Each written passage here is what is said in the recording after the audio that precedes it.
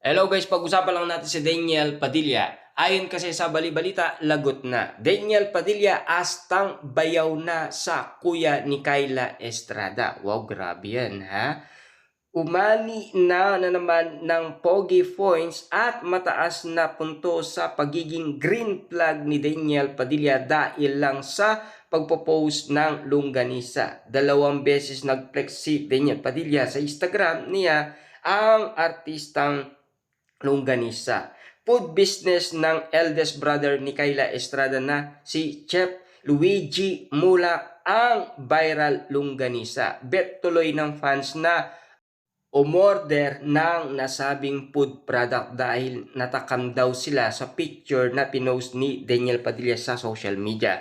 Kilig-kiligan din ang dalawang fans at netizen sa effort na ito ng aktor. Very supported brother-in-law na nga raw ang peg ni Daniel Padilla sa pagpopromote ng business ng kuya ng girlfriend niyang si Kyla Estrada. Layag na layag at tumatapang na nga raw ang aktor na kulang na lang ipagsigawan ang kanyang pagmamahal kay Kyla Estrada at sa pamilya nito. Ang bongga ng negosyo ng panganay na anak ni Aga Mulak at Janice de Belen dahil may libreng endorser at si Daniel Padilla nga yun. Yun lang. Yun kasi ang mga napapag-usapan. Na alam nyo naman kasi noong 2025 ay nais nang bumuo ng pamilya si Daniel Padilla ayon sa kanyang kwento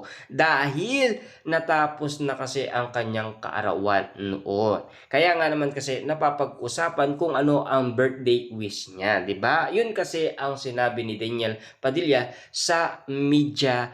Kasi alam niyo naman siguro, dapat ikinasal na sina Daniel Padilla at Catherine Bernardo. Kaso nga lang kasi nagkaiwalay sila. Yan kasi ang mga bali-balita. Pero at least meron nang ginagawa si Daniel Padilla para magpakitang gilas umano sa pamilyang Estrada or sa pamilya ni Kyla Estrada. Lalong-lalo na kasi yun ang trabaho umano ng pamilya ni Kyla Estrada, ang kanyang kuya. Kaya nga naman kasi ginagawa na ni Daniel Padilla ang best niya para mapalapit umano siya sa mga kapatid umano ni Kyla Estrada. Yan kasi ang mga bulong-bulungan. Ibig sabihin, tumatapang na daw si Daniel Padilla para nga naman kasi kung sakaling dumating na ang tamang panahon